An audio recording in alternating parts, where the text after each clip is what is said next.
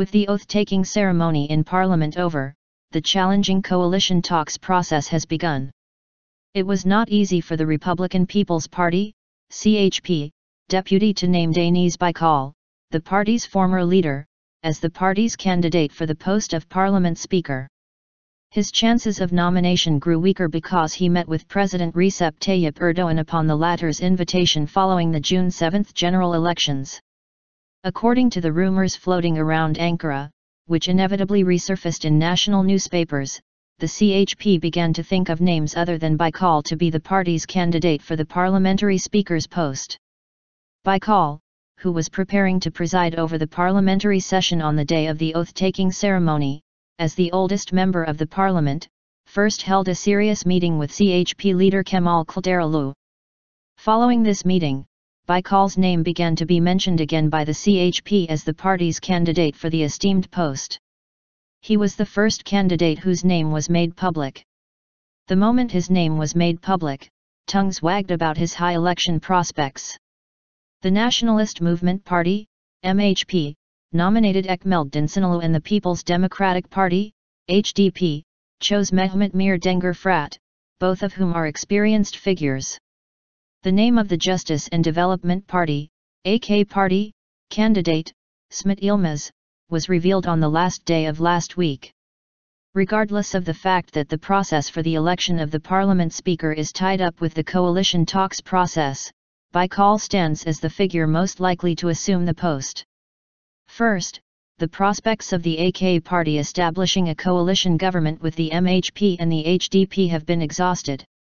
This means that these two parties, which each have 80 seats in Parliament, will be able to keep their candidates in the race only until the third voting session.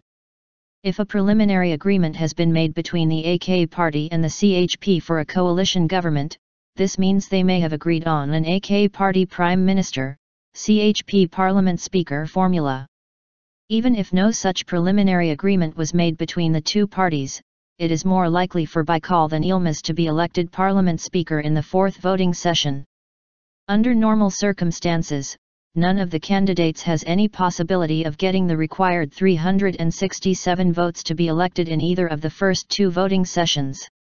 Assuming that every party supports their own candidate, neither will any of the candidates be able to get the 276 votes necessary for election in the third voting session. With the elimination of the HDP and MHP candidates, the two candidates that receive the highest number of votes will compete in the fourth round of voting. In the race between Baykal and Yilmaz, it is the MHP and HDP deputies, whose number totals 160, who will determine the result. How will the CHP, the MHP, and the HDP, which failed to make use of their joint power to establish a coalition government among themselves, act in the election of the Parliament Speaker? There is no doubt that the 60% bloc, representing the three opposition parties, will act jointly.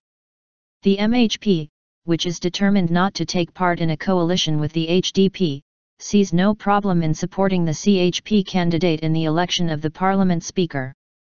The AK party also clearly believes that the CHP's candidate will be elected in the last round of voting.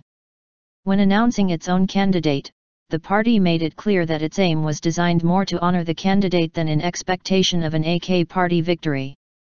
Until the last day permitted for nominations, the party discussed either Yilmaz or Education Minister Nabi Avcı. On that day, Avcı cancelled his plans to attend an iftar fast-breaking dinner in Istanbul upon a request from interim Prime Minister Ahmet Davutoğlu and returned to Ankara. Avcı did not have any intention of being honored by entering a race he is bound to lose. In Ankara, rumors began circulating about whether Baykal's bid to be Parliament Speaker was a plan formulated by Erdoğan. There were fewer alternatives left for the AK party and Erdoğan to perpetuate their power. According to the rumors, the AK party's efforts to transfer 18 deputies to be able to reach the required number of seats to continue its single-party rule remained futile. A disagreement also emerged between the AK party and Erdoğan about going to snap polls. There is no guarantee that a snap poll would carry the AK party to power again. What is worse, getting the same result in a snap vote would mark the beginning of a more troubled period for the AK party and Erdoğan.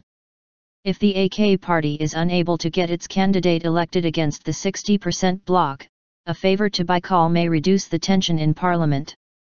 If the CHP, with which I believe the AK party will establish a coalition, does not act with vengeful feelings, both the AK party and Erdoğan will be granted some relief.